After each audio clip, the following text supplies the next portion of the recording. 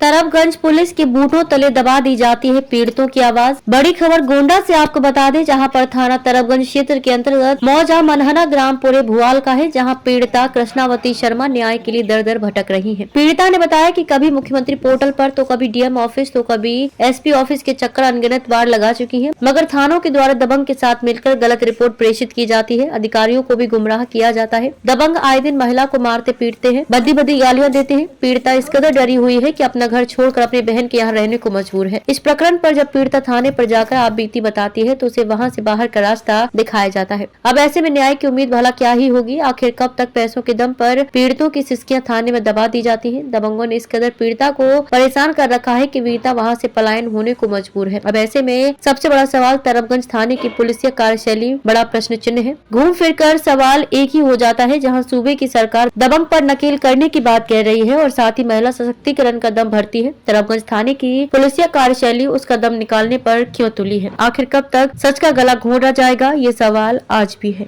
क्या नाम है आपका? कृष्णावती। ये कौन सा गांव है जहाँ की आप रहने वाली हैं? बोहलपुर सर। बोहलपुर हुआ। क्या घटना घटित हुई थी शुरू से आप बताएं। 2014 में सर हमारी लड़की बड़ी वाली बीमार थी, जिसको लेके मैं भर्ती थी गोंडा जी अनीता मिश्रा के यहाँ। जी।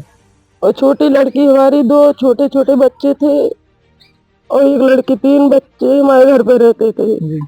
और ये लोग उसके साथ बलात्कार के, जिसको 4 लड़कों का बाप है वासुदेव। कितने लोगों ने किया? वासुदेव खाली अकेला। वासुदेव ने किया। हाँ, तो शादीशुदा होते वक्त उसके 4 बच्चे भी थे। रिश्ते में मामा लगता था सर।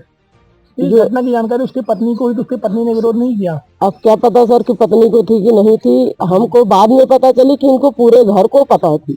मतलब उनके हाँ पूरे में कहीं ना कहीं सब, हाँ पूरे फैमिली, इनके साथ भाई लोग सब, इनको सबको पता थी सर। मगर हमको बाद में ये चीज पता चली कि इनको सबको। तो 8-10 दिन तक ये लोग दबाव बना रहे, सब जगह से रिश्तेदार बुला रहे, पुलिस बुला रहे सुलह लगाने के लिए। जी। थाने पे भी गए, वहाँ की सुलह लगाओ। जी। तो मैं बोली सर हमको सुलह लगवा रहे हो, ये लोग डेली हमको मार रहे हैं, मार खा खा के हम सुलह लगाएंगे। यहाँ पे एक प्रधान थे जगत नारायण, वो भी आए सुलह लगवाने के लिए। तो मैं बोली सर भैया ऐसे कैसे सुलह लगा ले। बोले सुलह नहीं लगाओगी तो क्या क्या करोगी। मैं बोली मार खा खा के तो सुलह नहीं लगवा पाऊंगी। तो बोलने लगी कहाँ जाओगी। मैं बोली जहाँ ऊपर वाला ले जाएगा वहां तक जाऊंगी। फिर क्या हुआ? फिर मैं महिला थाने गई। जी। महिला थाने वहाँ एसपी के यहाँ गई। एसपी के यहाँ हमको कलाधर पांडे है वहाँ, जो कि अभी भी गोंडा में वकील है, वो ले जाके पेश करवाए हमको। और वहाँ महिला थाने में हमारा मुकदमा पंजीकृत हुआ। जब मुकदमा लिखाया सर तो ये लोग गाड़ाबंदी की, जो कि महिला दरोगा भी देखी कि इनके आगे पीछे घूम रहे हैं। मतलब सुलह लगाने का जवाब, हाँ दबाव बना रहे। हाँ जी। तो वो हमको आने नहीं दी। फिर रात में हमको एक लोग यहाँ से गए तो बाइक से लेके आए घर। जी। और फिर उसके बाद में जब इनका लड़का जेल चला गया, उसके बाद में सर भैया हमारा घर ये जला दिए, हम लोग को मारे पीटे। 2 बजे दिन में मारे हैं, इतना मारे हैं कि खाली जान बची है बस, और कोई ये नहीं कि हम बच गए। उसी वजह से अभी भी हमारी सर में दर्द रहता, दिमाग की इलाज चल रही है। अभी हमारा घर भी जलाए, मारे पीटे। अब ये घर हमारा पूरा कब्जा कर ले रहे, 3 नादों की चन्नी तोड़ दिए। ये जो बच्ची इसके साथ आपको दुष्कर्म हुआ तो उसमें इनको सजा मिली थी? सजा मिली थी सर 10 साल की इनको, मगर बीच में जमानत पे छूट के आए हैं। जमानत पे छूट के आए हैं? हाँ जमानत पे छूट के आए हैं। जब से छूट के आए हैं, जब से दबंगई चालू कर दिए फिर से। छूट के जब से आए, और इनका एक आपराधिक रिकॉर्ड भी है। हाँ। तो क्या पुलिस ने खिलाफ कोई अभी तक कार्रवाई नहीं? कोई कार्रवाई सर नहीं की, कोई आपको पुलिस को इनसे इतनी हमदर्दी क्यों ऐसे लोग? ये बोलते हैं कि हम तुम्हारे लिए पैसे उबार के रखे हैं और तुम्हारे इसमें घर में रहने नहीं देंगे, तुम्हें यहाँ नहीं रहने देंगे, तुम हमारे ऊपर मुकदमा करवाई हो तो तुम्हें इस गांव में नहीं रहना है। अच्छा। यही बोलते हैं। और कल हमको ये चौराहा से मैं आ रही थी अंदर, तो वहाँ मिले तो वहाँ हाथ और झापड़ से मारे खूब। बोले ऐसा मारूंगा कि जिससे तुम्हें चोट नहीं लगेगी, दिखाने लायक चोट नहीं लगेगी, तुम्हें अंदरूनी चोट लगेगी। अच्छा, तो इसकी जानकारी आपने थाने में दी?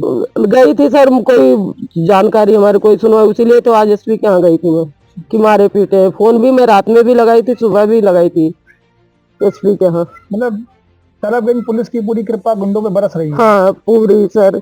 आते हैं जो कुछ बोलने लगे तो बोलते हैं अरे पुरानी बात हमको नहीं सुनना है। तो बोली सर पुरानी बात नहीं सुनोगे तो हमारी इनकी दुश्मनी क्या है, क्यों हमारा घर कब्जा कर रहे हैं, यही हो रहा है। अब ऐसे में आप अभी तक न्याय के लिए कहाँ कहाँ भटकी हैं? हम सर 3 बार डैम के यहाँ पेश हुई हूँ, 3 बार इस डैम के यहाँ पेश हुई हूँ, थाने पे तो अनगिनती बार गई हूँ।